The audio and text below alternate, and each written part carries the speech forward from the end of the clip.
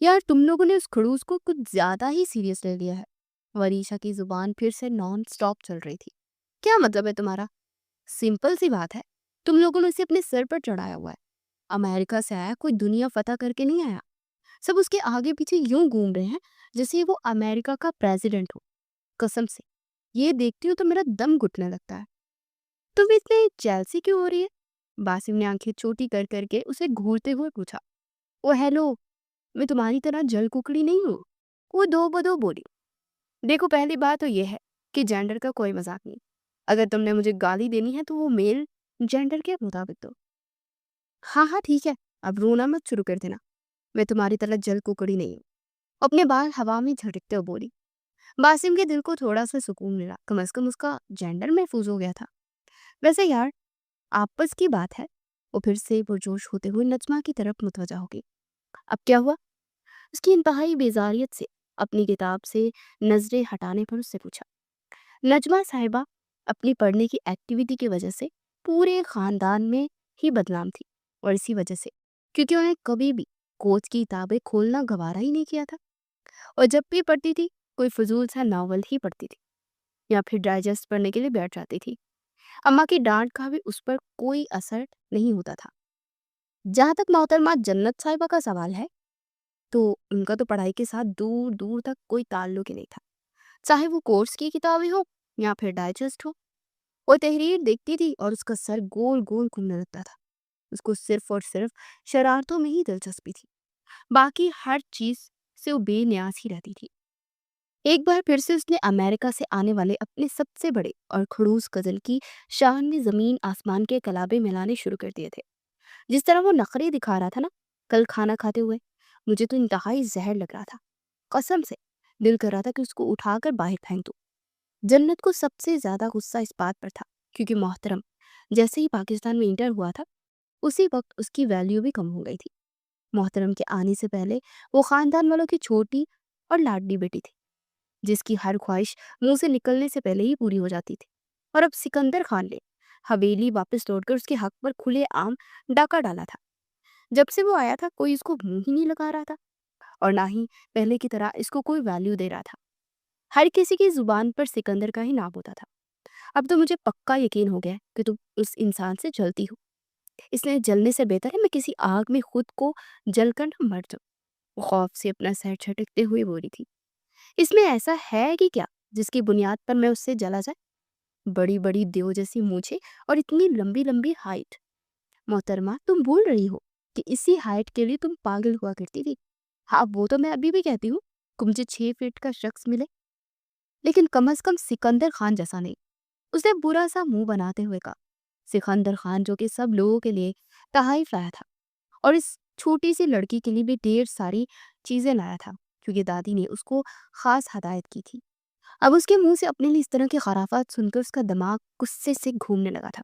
दुख तो उसको इस बात का था कि बाकी सब कजन उसके साथ शामिल थे। अचानक ही नजमा की नजर सिकंदर पर पड़ी, जो बरामदे के पिलर के साथ टेक लगाए खड़ा पुरसुकून अंदाज में उनके चेहरों को देख रहा था। आंखों में गुस्से के शौले लपक रहे थे, माथे पर बल पड़े हुए थे और चेहरा भी गुस्से की शिद्दत से लाल हो रहा था। यार चुप कर जाओ। नजमा ने जन्नत को खामोश करवाने की कोशिश की। मेरी जुबान, मेरी मर्जी। मैं जितना मर्जी बोलूं, जब मर्जी बोल। तुम होती कौन हो मुझे चुप करवाने वाली? कहीं ऐसा तो नहीं तुम उस जल्लाद पर आशिक हो गई हो? मेरी माँ, ये मेरे हाथ देखो और खामोश हो जा, वरना उस जल्लाद ने तुम्हें पकड़ा तो फिर तुम्हें कोई भी नहीं बचा पाएगा। अरे, उसमें इतनी ही हिम्मत नहीं है कि वो मुझे हाथ पे लगा सके। दादी के होते हुए कोई मेरी तरफ निगाह उठाकर भी नहीं देखेगा। उसने अपने कंधे से मसनू मसनूई धूल झाड़ते हुए कहा। मोहतरमा, आप बिल्कुल ठीक कह रही हैं। हम होते कौन है आपको कुछ कहने वाले?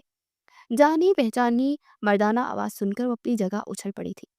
पलट कर देखा तो वहां पर वही दुश्मनी जान खड़ा उसको खतरनाक इरादों के साथ घूर रहा था।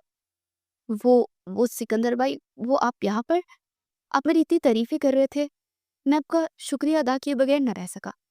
इसलिए सोचा कि क्यों ना आपके पास आ जाऊं और आपका पर्सनली शुक्रिया अदा करूं। ये कहकर वो अजीब से अंदाज में मुस्कुराने लगा। बाकी सारे कजन तो वहां से फौरन ही रफू चक्कर हो गए थे, जबकि वो सर झुकाकर उसके सामने खड़ी اپنے دوپٹے کو اپنی انگلیوں کے گرد لپیٹتے ہوئے بہت کنفیوز نظر آ رہی تھی۔ دادی جان نے کہا تھا کہ میں تمہیں ٹیوشن پڑھاؤں گا۔ پہلے تو میں نے انکار کر دیا تھا، لیکن اب میرے پاس ٹائم ہے، آ جانا۔ مجھے لیٹ آنے والے اسٹوڈنٹ سے شدید نفرت ہے اور میں ان کو سزائیں بھی دیتا ہوں۔ یہ کہہ کر اس کے چہرے کو دھبکتا ہوا لمبے لمبے دم برتا وہاں سے چلا گیا تھا۔ ہائے میں مر گئی، میں نے تو خود اپنے پاؤں پر کلہاری مار دی ہے۔ ہائے اللہ، اب بھی تو اس نے مجھے وہ تحائف بھی نہیں دیے تھے جو وہ میرے لیے لایا تھا۔ میں بھی کیا کرتی ہوں، کوئی میری زبان کو آرام نہیں ہے۔ وہ اب وہیں پر بیٹھی وویلا مچا رہی تھی جس کا کوئی فائدہ نہیں تھا کیونکہ پانی سر کے اوپر سے گزر چکا تھا۔ شام کے وقت وہ اپنے کندھے جھکا کر دادی جان کے کمرے کے اندر داخل ہوئی۔ پوتی کی یہ حالت دیکھ کر انہوں نے بڑی مشکل سے اپنی مسکراہٹ دبائی تھی۔ ان کو اندازہ ہو گیا تھا کہ وہ لڑکی پھر سے کوئی بہت بڑا کارنامہ سر انجام دے کر آئی ہے۔ وہ گرنے والے انداز میں ان کے ساتھ ہی بیڈ پر لیٹ گئی تھی۔ دادی نے اس کے بالوں میں انگلیاں پھیری تو وہ چھت پر غیر معی نقطے کو گھورتے ڈرامائی انداز میں بولی، میرا کیا قصور تھا؟ اب کیا ہو گیا؟ دادی جان، آپ صرف یہ بتائیں کہ میرا کیا قصور تھا؟ ڈرامے بند کرو، اس وقت تم فلاپ فلموں کی ہیروئن لگ رہی ہو۔ دادی جان بھی اپنے نام کی ایک تھی۔ اگر پوتی ڈرامے باز تھی تو اس سے 2 ہاتھ آگے تھی۔ مجھے بتائیں کہ آپ نے اس کھڑوس انسان کو واپس پاکستان کیوں بلایا؟ جس کی بات کر رہی ہو؟ انہوں نے ناسمجھی کا اظہار کرتے ہوئے کہا۔ حقیقت میں وہ بہت اچھی طریقے سے جانتی تھی کہ وہ لڑکی کس کی بات کر رہی ہے۔ میں اس جلاد سکندر خان کی بات کر رہی ہوں۔ یہ کہہ کر وہ بے ساختہ اپنے چہرے کو ہاتھوں میں گرا کر سسکنے لگی تھی۔ کیوں؟ کیا ہوا ہے؟ یہ پوچھے کہ کیا نہیں ہوا ہے۔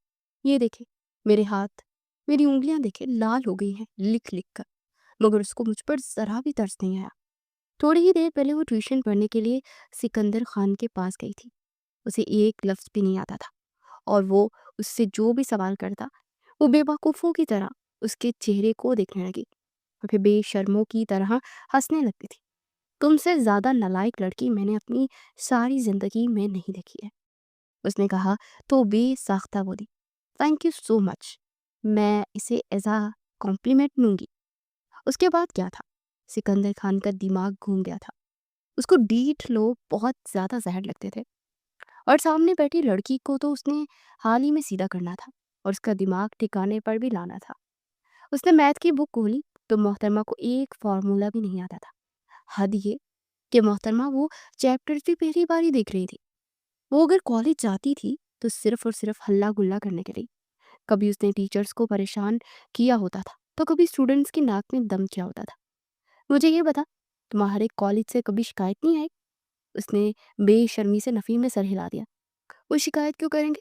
پرنسپل صاحب کا منہ بند کرنے کے لیے میں ہر مہینے ان کو 10,000۔ باقی کے الفاظ اس کے منہ میں ہی رہ گیا۔ کیا کہا تم نے؟ وہ اس کو آڑے ہاتھوں لیتے ہوئے بولا، کچھ بھی نہیں، میں تو بس یوں ہی مزاق کر رہی تھی۔ بتاؤ مجھے کیا کہا، ورنہ ابھی اور اسی وقت تمہارا میں گلا دبا دوں گا۔ وہ اس قدر خوفناک انداز میں بولا تھا کہ وہ سہم گئی تھی۔ میں کہہ رہی تھی کہ پرنسپل صاحبہ میری فیورٹ ہے، وہ مجھے بہت اچھی لگتی ہے۔ مدعے پر آؤ، تم انہیں کتنے پیسے دیتی ہو ہر مہینے؟ زیادہ نہیں، بس 10,000۔ یہ کہہ کر وہ آنکھیں گول گول گھمانے لگی۔ اور یہ 10,000 تمہارے پاس کیسے آتے ہیں؟ کزنس کی کو بلیک میل کر کے لیتی ہوں۔ کس طرح کی بلیک میلنگ؟ اب کیا میں آپ کو اتنی بے وقوف لگتی ہے کہ آپ کو اپنے سارے راز بتا کر اپنا دھندا ہی بند کر دوں گی؟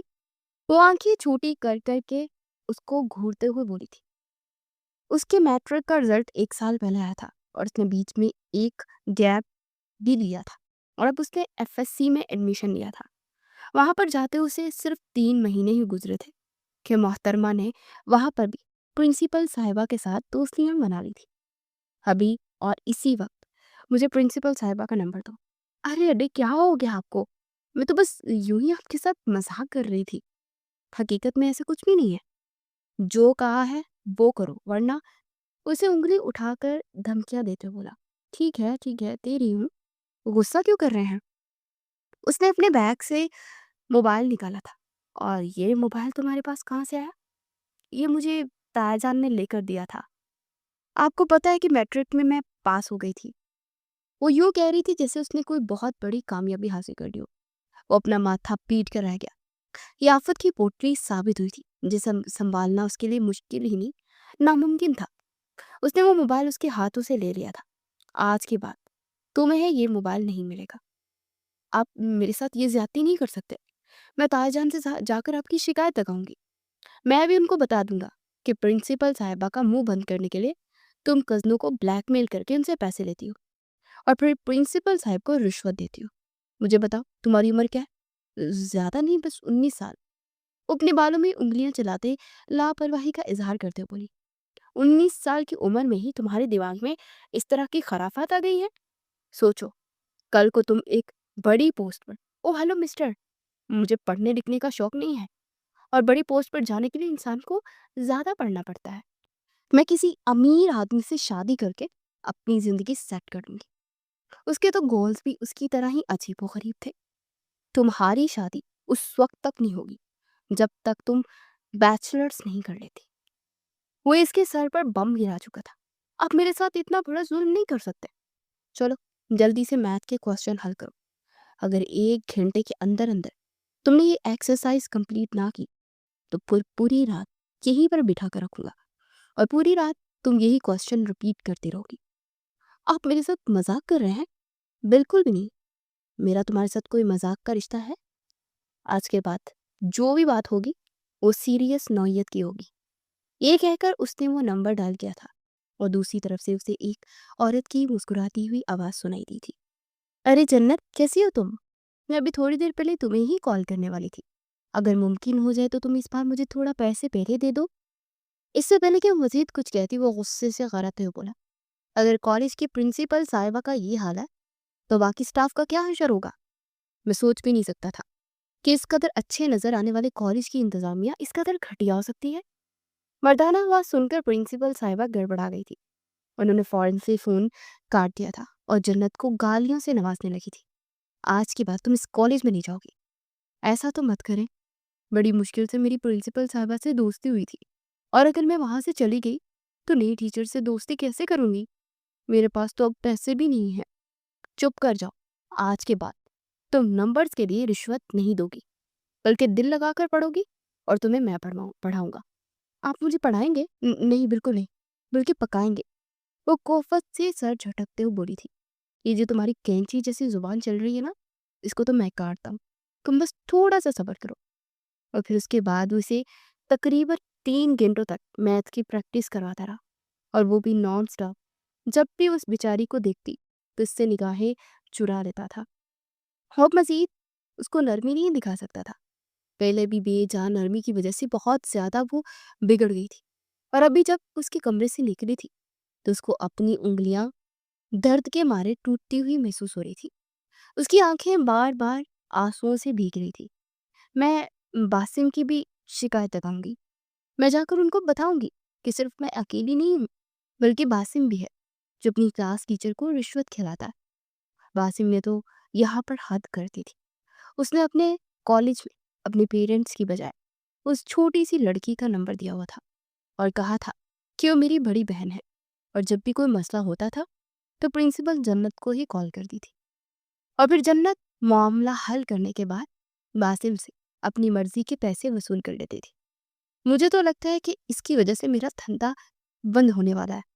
اسی وجہ سے ہی میں کہتی تھی کہ کبھی بھی واپس نہ آئے۔ اس جیسے خزنوں کو خاندان میں ہونا ہی نہیں چاہیے۔ بیچارے ہم لوگ ٹھیک طرح سے انجوائے بھی نہیں کر پاتے۔ ابھی دادی جان کی گود میں لیٹی ہوئی تھی اور وہ اس کی شان میں بڑے بڑے زمین آسمان کے کلابے ملا رہی تھی، مگر اس کے باوجود بھی اس کو سکون نہیں آ رہا تھا۔ اس کا دل کر رہا تھا کہ وہ ظالم انسان کا منہ نوچ ڈالے۔ دادی جان، میں نے کہہ دیا ہے، اب اگر اس نے میرے معاملات میں ذرا بھی دخل اندازی کی تو یا تو اس حویلی میں رہے گا یا پھر میں اس حویلی میں رہوں گی۔ میں نے یہاں سے چلے جانا ہے۔ ارے میری جان، تم یہاں سے کہاں جاؤ گی؟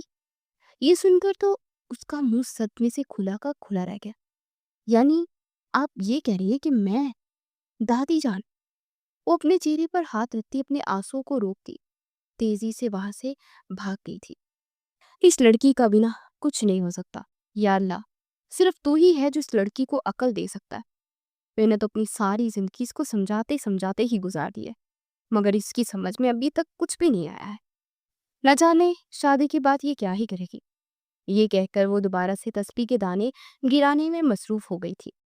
मैं इस इंसान से जब तक बदला नहीं लूँगी ना, तब तक मेरे इस बेकरार दिल को करार ही नहीं मिलेगा।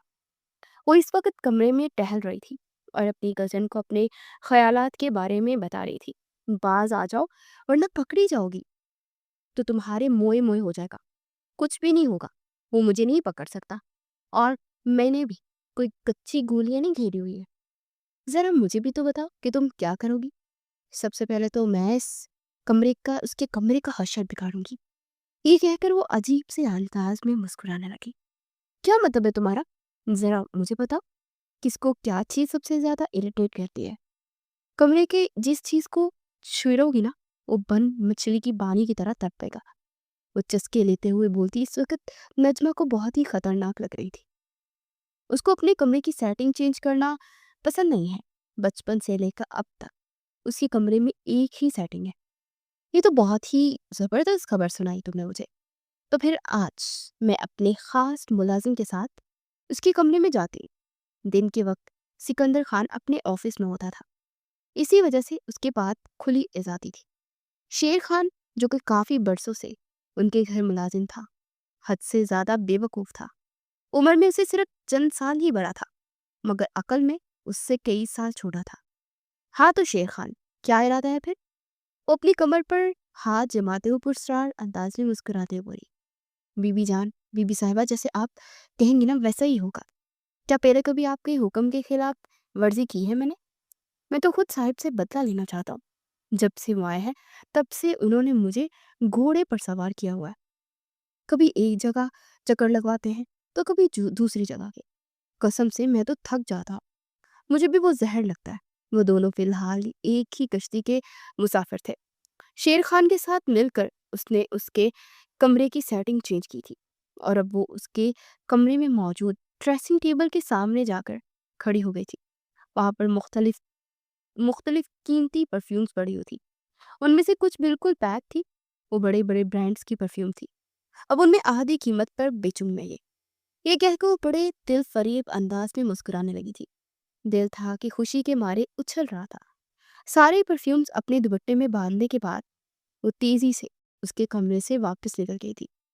क्या हुआ है? मेरा काम पूरा हो गया। अब वो जाने और उसका काम जाने। ये कहकर वो बेड पर गिर गई। पूरी रात जागने की वजह से अब उसे शदीद नींद आई हुई थी। उसे नींद की वादियों में गए हुए तकरीबन 15 मिनट ही गुजरे थे कि कोई उसके कमरे का दरवाजा जोर जोर से बजाने लगा। नजमा, जो कि किताब पढ़ने में इस हद तक गर्क थी, उसे दस्तक की आवाज सुनाई ही नहीं दे रही थी। वो नजमा को दिल ही दिल में गालियां देती उठी थी। दरवाजा खोला तो सामने ही सिकंदर खान खड़ा था। अरे आप यहाँ पर? अपने लोगों पर मुस्कुराहट सजाते वो बड़ी मुश्किल से बोली थी। मेरे कमरे में मेरी इजाजत के बगैर दाखिल क्यों हुई थी तुम? जब मैंने कह दिया है कि कोई भी मेरी गैर मौजूदगी में मेरे कमरे में नहीं जाएगा तो तुम क्यों गई?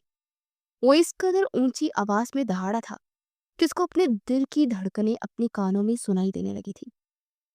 अब अरे ऐसा कैसे आप मुझ पर इल्जाम लगा सकते हैं? आपके पास कोई सबूत है क्या? मेरा दिमाग खराब मत करो। वो अपनी कनपटी को मसलते बेचैनी से बोला था। एक तो तुम मेरी इजाजत के बगैर मेरे कमरे में गई, ऊपर से मेरे कमरे की सेटिंग भी चेंज कर दी। क्या तुम्हें मुझसे जरा भी डर नहीं लगता है? आप मुझ पर इल्जामात इल्जामात लगा रहे हैं। जज साहब, मैं अब ये मजीद बर्दाश्त नहीं कर सकती।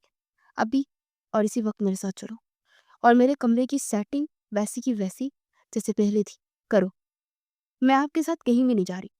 सबूत के बगैर आप ये सारी बातें कैसे कर सकते हैं? जरूरी नहीं है कि सिर्फ मैं ही आपकी दुश्मन हूँ। इस हवेली में बहुत से ऐसे लोग हैं जो आपसे बहुत तंग हैं। जब से आप आए हैं आपने लोगों की नाक में दम करके रखा हुआ है। लगता है तुम ऐसे नहीं मानोगी। और जहां तक सबूतों का सवाल है, ये कहकर उसने अपनी जेब से मोबाइल निकाला जहां पर वीडियो चल रही थी। वो शेर खान के साथ मिलकर उसके कमरे की सेटिंग चेंज कर रही थी। हाय मेरे अल्लाह, मैं मर गई। वो अपने सीने पर हाथ रखकर बूढ़ी औरतों की तरह चिल्लाते हुए बोली थी, जबकि उसके इस अंदाज पर وہ مزید غصے سے اس کی طرف دیکھتے اس کو گھورنے لگا تھا۔ مجھے نہیں لگتا کہ اب اس سے بڑھ کر تمہارے لیے کوئی کلیئر ثبوت ہوگا۔ آپ نے کیا اپنے کمرے میں کیمرے لگائے ہوئے تھے؟ وہ آنکھیں چھوٹی چھوٹی کر کے مسکینوں کی طرح اس کو دیکھتے ہوئی سوال کرنے لگی۔ ہاں، کیونکہ مجھے پتا تھا کہ تم جیسی شیطان کی پوٹلی کوئی نہ کوئی گڑبڑ کرنے کی کوشش تو ضرور ہی کرے گی۔ یعنی آپ مجھ پر کتنا یقین رکھتے ہیں؟ وہ تو میں بس اب کی بار وہ اس کا ہاتھ پکڑ کر اس کو گھسیٹتا اپنے کمرے میں لے آیا تھا۔ یہ کیا بدتمیزی ہے؟ پہلے تم میرے پرفیومز مجھے واپس کرو۔ وہ تو میں نے فراکس کر دی ساری۔ اس نے اپنے ہاتھوں کو بے چینی سے مستا تھا۔ کیا مطلب؟ تم نے وہ پرفیوم کس کو دی ہیں؟ اصل میں وہ میں نے نا باسم کو اگلے آدھی قیمت پر دے دی تھی۔ تمہیں اندازہ بھی ہے کہ اس ایک پرفیوم کی کیا قیمت تھی؟ وہ ایک پرفیوم 1.5 لاکھ کی تھی، جس کو تم نے صرف 5,000 میں بیچ دیا ہوگا۔ وہ مجھے اتنی ان چیزوں کے بارے میں پتہ نہیں ہے نا، اور آپ کو تو ویسے بھی معلوم ہوگا کہ جو بلیک چیزیں ہوتی ہیں وہ کم قیمت پر ہی فروخت کی جاتی ہے نا۔ یا اللہ، مجھے صبر عظیم عطا فرما۔ مجھے بس اتنا صبر دے دے کہ میں اس لڑکی کا سر نہ کھول دوں، اور نہ جس طرح اس کی حرکتیں ہیں نا، دل کر رہا ہے کہ اس کو اٹھا کر کسی ایسی جگہ پر پھینک دوں جہاں سے اس کی واپسی ناممکن ہو جائے۔ مجھے راستے سے ہٹانے سے آپ کو کچھ بھی نہیں ملے گا۔ چپ کرو اور کمرے کی سیٹنگ ویسے ہی کرو۔ مگر یہ کیسے کروں؟ میں تو اکیلی ہوں نا، مجھے اس بارے میں کچھ بھی نہیں پتا۔ جیسے اس نے بیڈ کو ہلایا، وہ وہی زمین پر بیٹھ گئی اور اس نے اپنی کمر کو پکڑ لیا۔ ہائے میں مر گئی! ہائے ظالم انسان! تمہاری وجہ سے میری کمر میں چپ پڑ گئی ہے۔ آپ کی اوور ایکٹنگ کے پیسے پورے ہو گئے ہیں۔ اب آپ اٹھ سکتے ہیں۔ اس نے بیڈ کو اپنی جگہ سے ہلانے میں اس لڑکی کی مدد کی تھی، لیکن اس کے بعد اس نے سارے کمرے کی صفائی کروائی تھی۔ وہ بار بار وویلا مچا رہی تھی، احتجاج کر رہی تھی، مگر سکندر خان اور اس کی کسی بھی بات کو خاطے میں نہیں لا رہا تھا۔ وہ کام کر کے فارغ ہوئی تو وہ وہیں زمین پر لیٹ گئی۔ سکندر خان کا دل کر رہا تھا کہ وہ اپنا ماتھا پیٹنا شروع کر دے۔ اس لڑکی کو کسی چیز کا کچھ بھی پتہ نہیں تھا، اور نہ ہی کوئی لحاظ تھا کہ وہ اپنے میل کزن کے سامنے اس طرح نہیں لیٹتے، اور وہ اس طرح کی حرکتیں بھی اسے زیب نہیں دیتی تھی۔ لڑکی، اب تو مجھے پکا یقین ہو گیا کہ تم نے اسکول کے باہر بیٹھ کر تعلیم حاصل کی۔ اگر تم اسکول کے اندر چلی جاتی تو آج میں تمہیں ذرا سے مینرز ہوتے۔ آپ نے اسکول کے اندر جا کے کون سا مار کا مار لیا ہے؟ دل نام کی چیز ہی نہیں ہے آپ میں۔ یہ بھی نہیں پتا کہ لڑکیوں کو ہاتھ کے ساتھ کیسا سلوک کرتے ہیں۔ جب سے آپ آئے ہیں آپ نے مجھے تگنی کا ناچ نچایا ہوا ہے۔ مجال ہے جو آپ کو مجھ میں ذرا بھی ترس آتا ہو۔ وہ اب باقاعدہ رونے کے لیے تیار تھی۔ چلو اٹھو اور اب جاؤ یہاں سے۔ ہاں ہاں، مجھے بھی کوئی شوق نہیں ہے یہاں پر رہنے کا، مگر ایک بات نا میں آپ کو بتا رہی ہوں، اور اس بار میں آپ کو چھوڑوں گی نہیں، اور تمہیں پتہ ہے کہ بدلے میں تمہیں بھی سزا بھگتنی پڑے گی۔ میں ڈرتی نہیں ہوں آپ سے، اور نہ ہی یہاں رہنے والے کسی بھی اور فرد سے۔ وہ اپنی چہرے پر ہاتھ پھیرتے ہوئے اس کو دھمکی دیتی وہاں سے چلی گئی تھی۔ نجمہ اس کو دیکھ کر ہنس ہنس کر لوٹ پوٹ ہو رہی تھی۔ اگلے 3 دنوں تک وہ بیچاری بیڈ سے ہی نہیں اٹھ سکی تھی۔ کمر کا درد الگ سے اس کو بے حال کر رہا تھا، اور پھر ٹانگوں سے نکلنے والا درد۔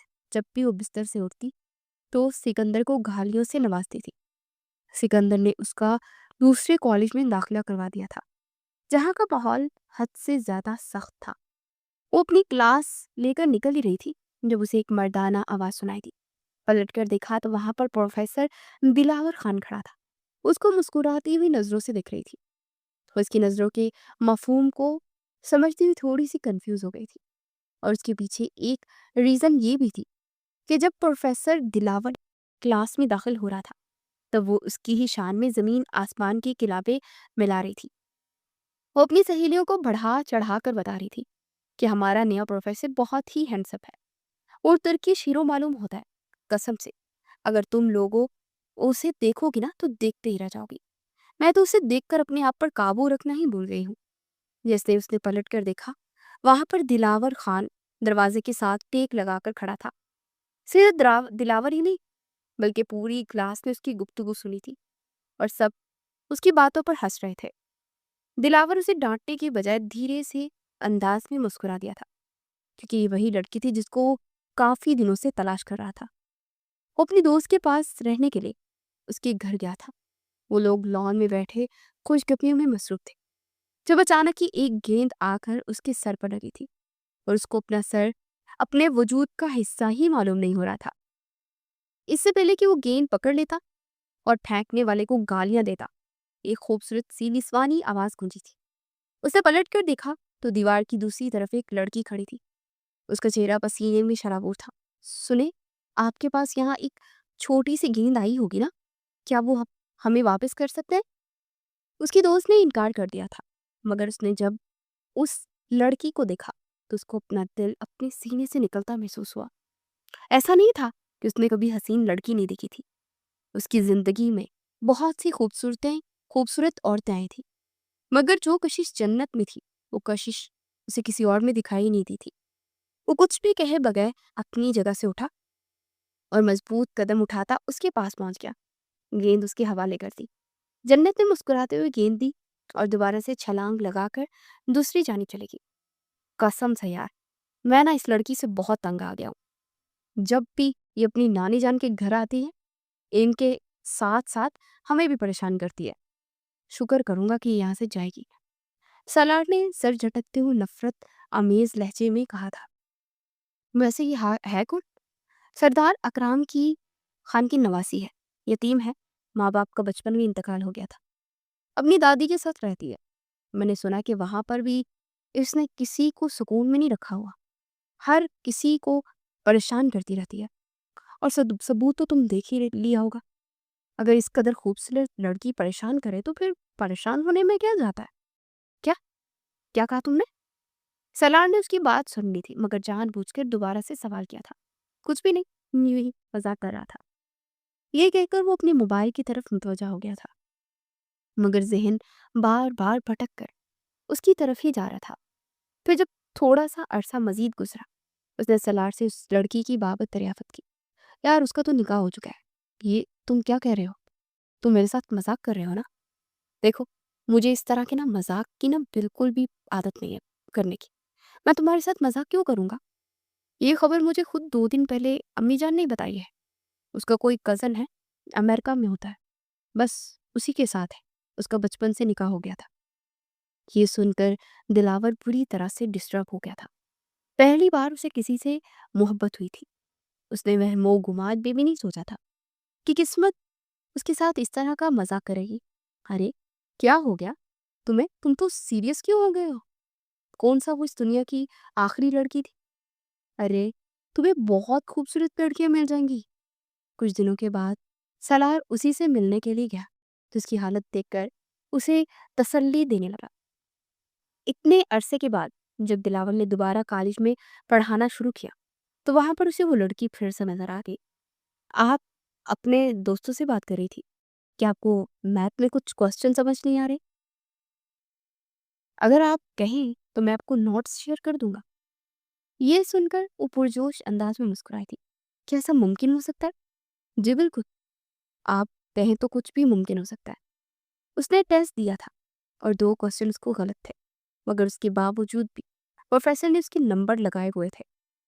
جب اس کی سہیلی نے دیکھا تو چیختے ہوئے بولی، یار تمہارے تو یہ سوالات غلط ہیں، اسی لیے میں بھی سوچ رہی تھی کہ تم پاس کیسے ہو سکتی ہو۔ دراصل پروفیسر کا صاحب کا تم پر دل آ گیا۔ وہ ہیلو، اس طرح کی فضول باتیں نہ کرو، میں نے تمہیں پہلے بھی سمجھایا تھا۔ یار یہ فضول باتیں نہیں ہیں، بلکہ تمہیں سیریس بتا رہی ہوں۔ تم جتنا جلدی میری بات کو تسلیم کر لو گی تمہارے لیے اتنا ہی اچھا ہوگا۔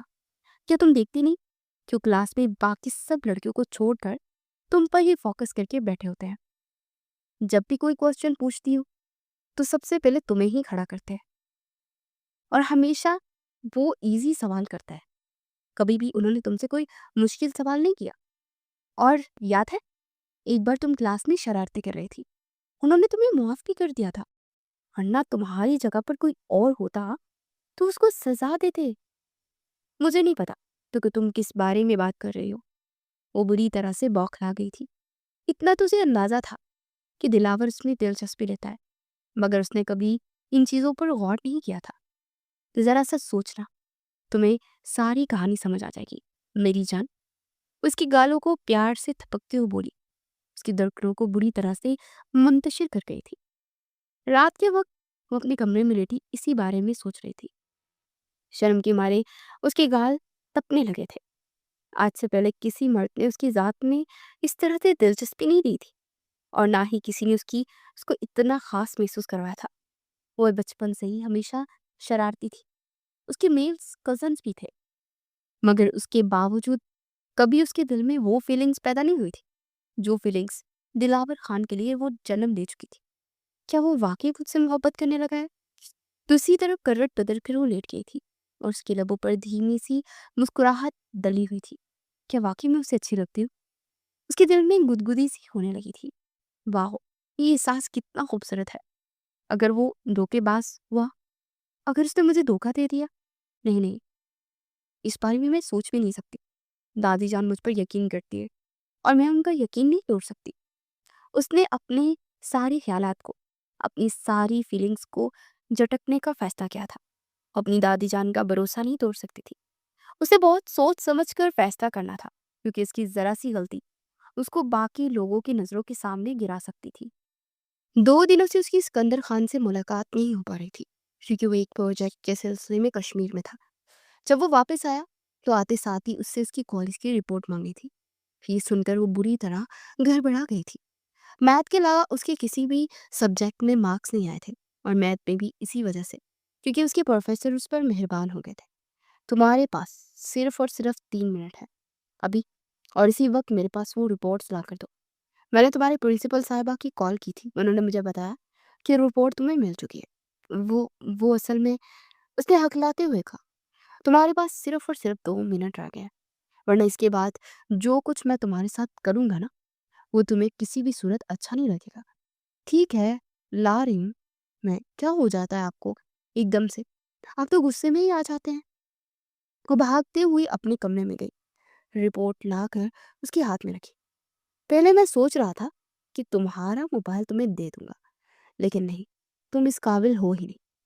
اور پھر اس رات بھی اس نے تقریباً 3 گھنٹوں تک اسے اپنے کمرے میں ہی بٹھائے رکھا تھا۔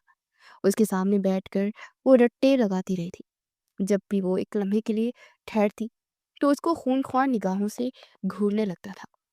وہ مجبور ہو کر دوبارہ سے پڑھنے لگتی تھی۔ اگلے دن جب وہ کمرے سے باہر نکلی تو اس نے دیکھا کہ محترم کی شرٹ استری اسٹینڈ پر پڑی ہوئی ہے۔ دراصل محترم اس کو پریس کرنے کا ارادہ رکھتے تھے۔ اس کے لبوں پر شیطانی مسکراہٹ پھیل گئی تھی۔ پہلے اس نے چاروں طرف دیکھا اور اپنی تسلی کی، کہیں ایسا تو نہیں کہ وہاں پر پھر سے کیمرے موجود ہوں اور وہ محترمہ ایک بار پھر سے پکڑی جائے۔ لیکن شکر تھا کہ وہاں کوئی کیمرہ نہیں تھا۔ اس نے وہ استری اٹھائی اور اس کی شرٹ پر رکھ دی تھی۔ اتنا تو میرا بھی حق بنتا ہے، جتنا اس نے مجھے تنگ کر رکھا ہے نا۔ اگر میں ذرا سی بھی مستی کروں گی تو مجھے نہیں لگتا کہ اس کو اس سے مستا ہونا چاہیے، کھڑوس کہیں کا۔ یہ کہہ کر وہ جیسے ہی پلٹی، اس کا سر کسی سے پوری طرح سے جا کر ٹکرایا تھا، اور اس کو اپنا سر گول گول گھومتا ہوا محسوس ہوا تھا۔ ہائے اللہ، میں مر گئی۔ ہائے، یہ دیوار یہاں پر کہاں سے آ گئی؟ میرا سر پھٹ گیا ہے۔ ابھی ٹھیک طرح سے پھٹا نہیں ہے، رکو، اسے میں ٹھیک طرح سے پھاڑ کر دکھاتا ہوں۔ آپ آپ یہاں پر؟ میں تو بس یوں ہی سوچ رہی تھی کہ آپ کے کپڑے پریس کر دیتی ہوں، وہ آپ کو پسند ہے نا؟ میں نے سب کچھ اپنی آنکھوں سے دیکھا ہے، اور تمہارے سے منہ سے نکلنے والی باتیں اپنی ان گناہگار کانوں سے سنی ہیں، اس لیے بہانہ بنانے کا کوئی بھی فائدہ نہیں ہے۔ اپنی کبڈ میں سے اپنی ساری شرٹ نکال کر لاؤ۔ ارے ارے، کیا ہو گیا آپ کو؟ اتنے ہائپر کیوں ہو رہے ہیں آپ؟ اب دیکھیں، بات نہ سمجھنے کی کوشش کریں۔ اس کو جتنے بھی پیسے آپ کو دینے ہوئے نا، میں دینے کے لیے تیار ہوں۔ وہ صلح صفائی پر اتر آئی تھی۔ اس وقت وہ سیاسی بننے کی ناکام کوشش کر رہی تھی، مگر سامنے بھی سکندر خان تھا جس کا پارا 7ویں آسمان کو چھو رہا تھا۔ اگر تم اپنی شرٹس یہاں پر نہ لائی تو میں تمہاری پوری کبڈز کو آگ لگا دوں گا، اور تم جانتی ہو میں جو کچھ کہتا ہوں نا وہ کر دکھاتا ہوں۔ اور وہ اس کے ساتھ ہی اپنے کمرے میں داخل ہوئی۔ جیسے ہی اس نے اپنی الماری کھولی تو بہت سی شرٹ زمین بوس ہو گئی تھی۔ اس ظالم انسان نے سب سے برانڈڈ اور خوبصورت شرٹ کپڑے نکالے تھے اور اس کے سامنے ہی اسے آگ لگا دیے تھے۔ وہ بیڈ پر بیٹھی آنسو بہا رہی تھی۔ دیکھیے گا، آپ کا فرشتے دوزخ میں الگ سے حساب لیں گے۔ میری نہیں، تم اپنی فکر کرو۔ जिस तरह के तुम्हारे करतूत है ना, मुझे तो लगता है कि तुम्हें सारे गुनाहों की सज़ा इसी दुनिया में मिल जानी। सज़ा ही मिल रही है मुझे, आपकी सूरत में। वो आँखें घुमाते हुए बोली थी, ज़्यादा ज़ुबान दराज़ी ना किया करो मेरे साथ, वरना किसी दिन अंधेरे कमरे में बंद कर दूँगा। ये सुनकर वो सटपटा गई थी, क्योंकि उसे अंधेरे कमरे से वाक़ई में बहुत खौफ़ महसूस होता था। पता नहीं क्यों अब छोटी-छोटी बातों पर ना सीरियस हो जाता है। मुझे देखें, क्या मैंने कभी आपकी बातों को सीरियसली लिया? बाकी के सारे अल्फाज उसके मुंह में ही रह गए थे, क्योंकि वो दुश्मने जान तेजी से कमरे से निकल गया था। वाह, तुम्हारी तो कोई वैल्यू नहीं है जन्नत साहिबा। वो तो तुम्हारी बात भी पूरी सुनना पसंद नहीं करता। और दादी जान को देखो, जो अलग से ख्वाब सजाकर बैठी हुई है। उनको लगता है कि वो मुझसे निकाह करेगा। ये सुनकर वो अजीब से अंदाज में हंसने लगी। मुझ पर थूकना भी पसंद नहीं करेगा, उसको अपनी जैसी औरत चाहिए। नफरत से वो सर झटकते जमीन पर पड़े अपने जले हुए कपड़ों को झाड़ू की मदद से साइड पर करने लगी थी। और फिर थोड़ी देर के बाद वो उनको बाहर फेंक कर आ गई थी। नजमा मोहतरमा इस दौरान कमरे में ही बैठी हुई थी और अपने नॉवल में उसको इस हद तक वो गर्क थी कि उन्होंने एक बार भी सर उठाकर उसने देखने की जहमत नहीं की कि वहां पर क्या चल रहा है। साफ जाहिर हो रहा था कि उसके लिए उनका काम सबसे ज्यादा इम्पोर्टेंट है। क्या हुआ है? क्या कुछ हुआ है? थोड़ी देर के बाद उसने सर उठाया और सरसरी से अंदाज में उससे पूछा था, दिमाग खराब हो गया मेरा, तुम जैसे लोगों में पैदा हो गई हूं मैं। ये कहकर जन्नत पाँव पटकती हुई कमरे से बाहर निकल गई थी और वो सर झटक कर फिर से नॉवल पढ़ने में मसरूफ हो गई थी। फिर रात तकरीबन 8 बजे का वक्त था। मुलाजमा सिकंदर खान के लिए कॉफ़ी बना रही थी। ये किसके लिए लेकर जा रही हो? रात को इस वक्त कौन कॉफ़ी पीता है? वो इसका मजाक उड़ाते हुए बोली। वो बेगम साहिबा, ये साहब के लिए लेकर जा रही हूँ, उन्होंने ऑफिस का ज़रूरी काम करना है। अच्छा, मेरी बात सुनो, मैं ना अपने कमरे में मैगी रखी हुई है, ज़रा वो उठा कर लाना। मैं वो लाना भूल गई थी। उसने अपने बालों में उंगलियां चलाते बज़ाहिर लापरवाही से कहा था, मगर दिल ही दिल में वो डर रही थी कि कहीं ऐसा ना हो कि मुलाज़िम उसकी शरारत पकड़ ले। क्यों?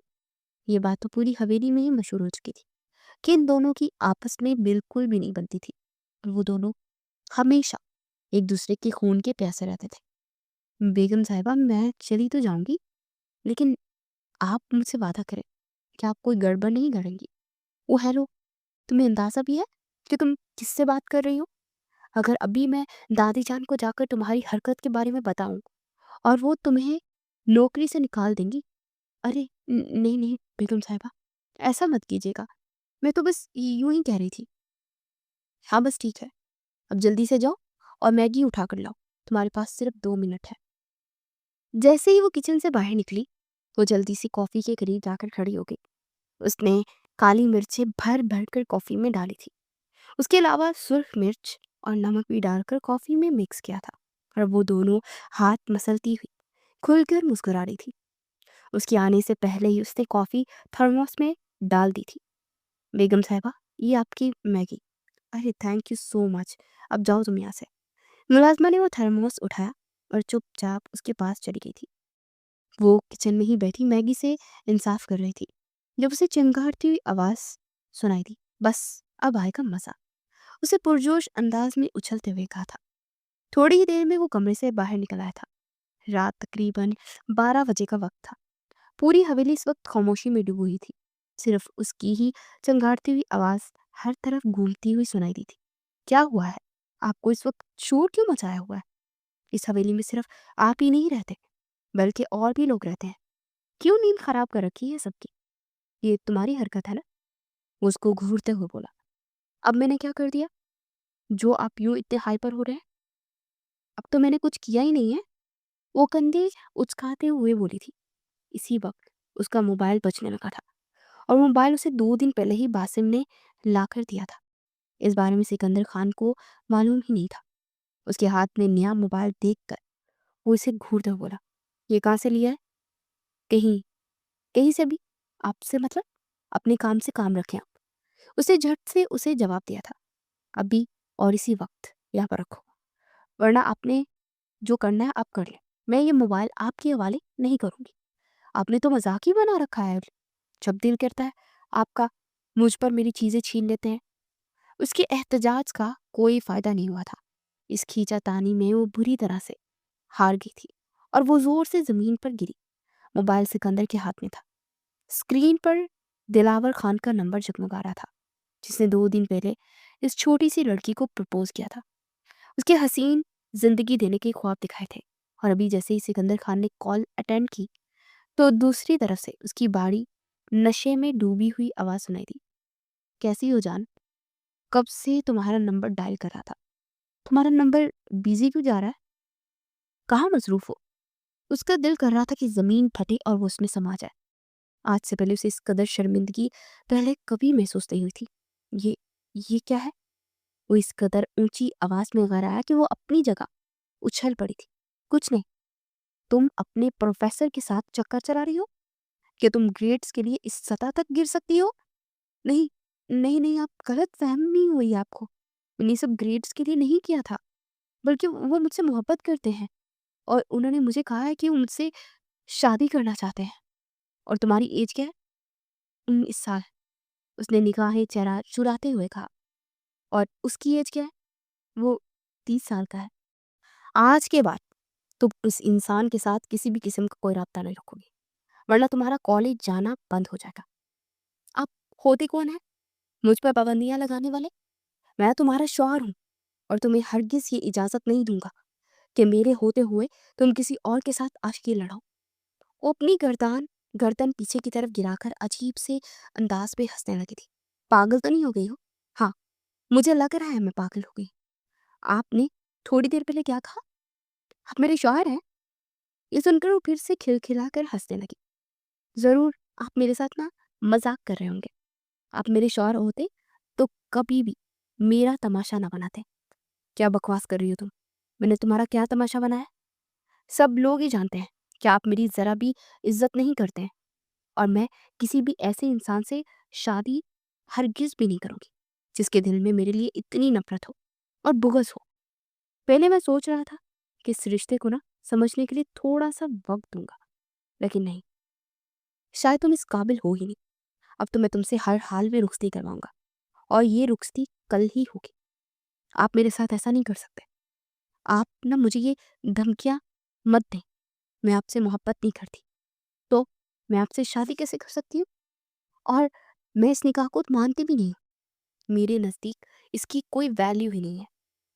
وہ روتے ہوئے دادی جان کے کمرے میں گئی اور اس نے دادی جان کو ساری بات بتا دی۔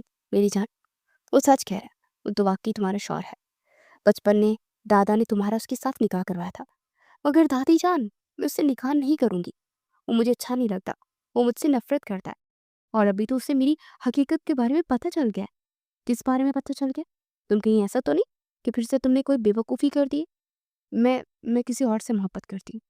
اس کو اس شخص کے بارے میں پتہ چل گیا ہے۔ یا میرے اللہ، مجھے صبر عظیم عطا فرما۔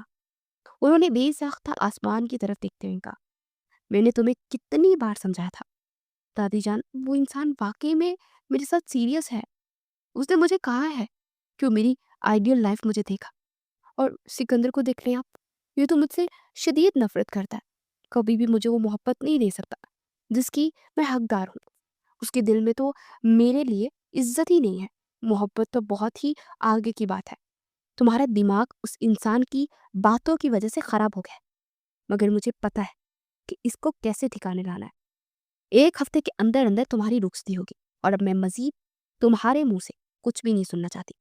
میں تمہارے ساتھ سختی نہیں کرنا چاہتی تھی، مگر تم نے خود ہی مجھے مجبور کر دیا ہے، اور تم کالج بھی نہیں جاؤ گی۔ یہ سن کر وہ بے یقینی سے ان کی طرف دیکھنے لگی۔ آپ مجھ پر ظلم نہیں کر سکتے۔ ظلم نہیں ہے، یہ تمہاری بہتری کے لیے ہے۔ زیادتی تو تم اپنے ساتھ کر رہی ہو۔ تمہیں تو شکر ادا کرنا چاہیے کہ سب کے باوجود سکندر نے تمہیں دھتکارا نہیں ہے، بلکہ اس نے تمہیں اپنا لیا ہے۔ مجھے وہ انسان نہیں چاہیے دادی جان۔ اگر آپ لوگوں نے میرے ساتھ زبردستی کرنے کی کوشش کی تو میں گھر سے بھاگ جاؤں گی۔ یہ کہہ کر وہ وہاں پر رکی نہیں تھی، بلکہ اپنے کمرے میں چلی گئی تھی۔ اس نے نجمہ کو جب یہ بات بتائی تو اس کی بات ماننے کے بجائے الٹا اس کو ہی ڈانٹنے لگی تھی۔ تم پاگل تو نہیں ہوگے؟ تم نے یہ سوچ بھی کیسے لیا؟ کیا تم دادی کی محبت، ان کی الفت بھول گئی ہو؟ وہ تم سے کس حد تک پیار کرتی ہیں؟ تمہارے لیے وہ اپنے بیٹوں سے لڑی تھی، صرف اور صرف تمہیں اپنے پاس رکھنے کے لیے۔ انہوں نے پورے خاندان کی مخالفت مول لی تھی اور انہوں نے مجھ سے کوئی احسان نہیں کیا تھا۔ اگر انہوں نے میری پرورش کی ہے تو یہ ان کا حق تھا، کیونکہ میں ان کے مرحوم بیٹے کی اکلوتی اولاد تھی۔ وہ بے رحمی کا مظاہرہ کرتے ہوئے بولی تھی، تو تم یہاں سے بھاگ گئی تو سب خاندان والوں کی بہت زیادہ بدنامی ہوگی، ہم کسی کو منہ دکھانے کے قابل نہیں رہیں گے۔ تم سب لوگوں کو اپنی فکر ہے مگر کسی کو میری پرواہ ہی نہیں ہے، کسی کو میرے دل کے حال سے غرض ہی نہیں ہے، ہر کسی کو اپنا حال ہی بے حال معلوم ہو رہا ہے۔ رات کے اندھیرے میں وہ کمرے گھر سے باہر نکلی تھی مگر کسی نے اس کے بازو مضبوطی سے دبوچ ہوئے تھے اور وہ سکندر خان تھا۔ ایک زوردار تھپڑ اس کے چہرے پر مار کر وہ غصے سے بولا، تو یہ ہے ہمارے خاندان کی عزت، رات کے اندھیرے میں حویلی سے فرار ہوتی ہوئی۔ یہ الفاظ نشتر کی طرح سے اپنے سینے پر لگے تھے۔ جس شخص کے لیے تم یہ سب کر رہی ہو نا، اگر میں تمہیں ابھی اسی وقت اس کی حقیقت بتا دوں تو تم چلو بھر پانی میں ڈوبنا پسند کرو گی۔ تم جھوٹ بول رہے ہو، تم ایک فریبی انسان ہو، میں تمہاری حقیقت جان گئی ہوں، میں تمہیں پہچان چکی ہوں۔ تم صرف اور صرف اپنی آنکھوں کو تسکین پہنچانا چاہتے ہو۔ دراصل دلاور نے سے کہا تھا کہ تم حویلی چھوڑ کر آ جاؤ، میں خلا لینے میں تمہاری مدد کروں گا، اور پھر جیسے ہی تمہیں اس سے طلاق ہو جائے گی تو میں تمہیں اپنی بیوی بنا لوں گا۔ اور وہ اسی کے آسرے اپنی حویلی سے باہر نکل آئی تھی۔ اس نے دادی جان کی محبت، ان کی الفت، ہر چیز کو نظر انداز کر دیا تھا۔ سکندر خان اس کو گھسیٹتے ہوئے حویلی میں لے کے گیا تھا۔ اس واقعے کے بعد اس نے کسی کو بھی کچھ نہیں بتایا تھا، کیونکہ یہ اس کی عزت کا سوال تھا۔ لوگ کیا کہتے کہ اس کی بیوی رات کے اندھیرے میں اسے چھوڑ کر کسی اور مرد کے ساتھ بھاگ رہی تھی، اور وہ یہ کسی بھی صورت برداشت نہیں کر سکتا تھا۔ صرف دادی جانی تھی جن کو اس بارے میں بتایا گیا تھا۔ وہ اپنی پوتی کو گلے لگا کر پوٹ پوٹ کر رو رہی تھی، تم نے مجھے میری ہی نظروں میں گرا دیا۔ آج تم نے مجھے یہ بتایا کہ تمہیں اپنی حویلی میں رکھ کر میں نے کتنی بڑی غلطی کر دی ہے۔ اگر اس دن تمہیں یہاں لانے کے بجائے میں تمہیں تمہارے ماموں جان کے پاس ہی چھوڑ دیتی تو شاید آج مجھے یہ دن نہ دیکھنا پڑتا۔ وہ تڑپ تڑپ کر رو رہی تھی، دل کا درد تھا کہ بڑھتا ہی جا رہا تھا۔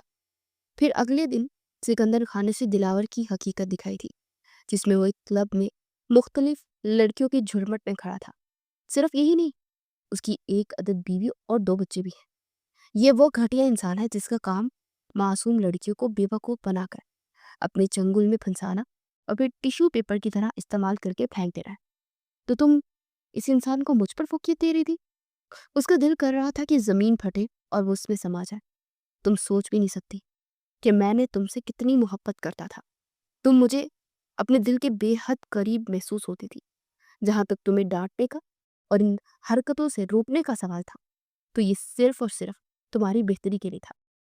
میں نہیں چاہتا تھا کہ تم کسی ایسی مشکل میں پھنسو جس سے تمہاری معصومیت تم سے چھین لی جائے۔ تمہارے ساتھ نوک چوک کرنے کا جہاں تک سوال تھا تو میں اس لیے کرتا تھا کیونکہ تم مجھے بہت پیاری لگتی تھی۔ میں جب بھی تمہیں دیکھتا تھا تو تم پر پیار آتا تھا اور خدا کا لاکھ لاکھ شکر ادا کرتا کہ تم میری قسمت میں لکھ دی گئی۔ مگر تم نے یہ سب کچھ برباد کر دیا۔ تم نے نہ صرف خود کو اپنی نظروں میں گرایا بلکہ میری نظروں میں مجھے بھی شرمندہ کر دیا۔ آج پہلی بار مجھے غصہ آ رہا ہے، بے بسی کا احساس ہو رہا ہے کہ آخر میں نے تم سے کیوں محبت کی تھی۔ ان دونوں کی رخصتی ہو چکی تھی اور وہ اس کی حویلی میں آ چکی تھی، مگر اب وہ اس کی طرف نگاہ اٹھا کر بھی نہیں دیکھنا پسند کرتا تھا۔ وہ اس سے مکمل طور پر بیگانہ ہو گیا تھا۔ وہ جب بھی اس کے سامنے جاتی وہ اس سے نگاہیں پھیر کر کھڑا ہو جاتا۔ وہ نہ تو پہلے کی طرح اس سے بات کرتا تھا اور نہ ہی اس کی ذات میں دلچسپی لیتا تھا۔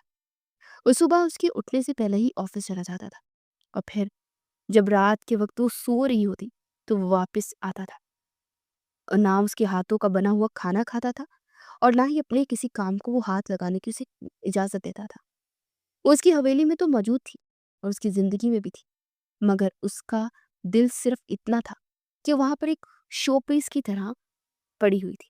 اس کو تکلیف میں دیکھ کر خود بھی تکلیف میں مبتلا تھا، مگر وہ چاہتا تھا کہ اس لڑکی کو اپنی غلطیوں کا احساس ہو جائے، اس کو اندازہ ہو جائے کہ اس نے کتنا بڑا جرم کیا تھا اور اس کے کس حد تک خطرناک نتائج نکل سکتے تھے۔ वो जो उसको खड़ूस समझती थी, उसको लगता था कि वो किसी को अहमियत ही नहीं देता। उसकी ज़िंदगी में वो शामिल होने के बाद उसे अंदाज़ा हो गया था कि वो किस कदर अच्छा इंसान था, जो हमेशा से ही गरीबों के काम आता था। अपनी तमाम ज़िम्मेदारियाँ बखूबी पूरी करता था। उसने कभी भी उसे किसी भी चीज़ की कमी महसूस नहीं होने दी थी। ज़रूरत की सारी चीज़ें उसके कहने से पहले उसके पास पहुँच जाती थी। उसका बैंक अकाउंट पैसों से भरा हुआ था। उसको खुली आज़ादी थी कि वो जहाँ जी चाहते आ जा सकती थी। मगर उसका दिल मर गया था। वो सिर्फ़ उससे सुलह करना चाहती थी। उसका दिल अपनी तरफ से साफ़ करना चाहती थी। उसको बताना चाहती थी कि वो उससे बेतहाशा मोहब्बत करने लगी है। एक दिन जो ड्राइवर के साथ जा रही थी, तो उसका एक्सीडेंट हो गया था। उसको शदीद चोटें लगी थी। वो आईसीयू में मौजूद थी। जब सिकंदर खान को इस बारे में पता चला, तो वो भागा हुआ आया। वो जो हमेशा उसे मुँह मोड़े रखता था, अब उसके सरहाने बैठा छोटे बच्चों की तरह पूट-पूट कर रो रहा था। वो इस वक्त होश में थी, मगर उसमें आंखें खोलने की हिम्मत नहीं थी। और वो ज़िंदगी में पहली बार उसने खुद को बेतहाशा खुश किस्मत तस्वुर किया था, जिसको इस कदर मोहब्बत करने वाला शख्स मिला था। उन्हें उसने हल्की सी आंखें खोली तो सिकंदर पुरजोश हो गया। फौरन से डॉक्टर्स को बुला लाया। तकरीबन एक दिन के बाद उसे मुकम्मल तौर पर होश आया था। सिकंदर उसके आसपास ही रहता था, उसका हद से ज़्यादा ख्याल रखता, उससे उसकी तबीयत के बारे में पूछता था। उसकी सारी बेरुखी ख़त्म हो चुकी थी। I am sorry. एक दिन उसके कंधे पर सर रख के पूट पूट कर रोने लगी। मैं तुम्हें मुआफ़ कर चुका हूँ। मुझे लगता था कि मैं तुमसे नफ़रत करता हूँ, मगर ये गलत थी, गलत फहमी थी। और वो उस दिन दूर होगी जब मुझे तुम्हारे एक्सीडेंट की खबर मिली थी। उस दिन मुझे पता चला कि तुमसे मैं किस हद तक मोहब्बत करता हूँ। तुम मेरी ज़िंदगी का एक बहुत ही अहम हिस्सा हो। ये कहकर उसने प्यार से जन्नत के माथे पर बोसा दिया और वो तमानत सी मुस्कुरा दी थी।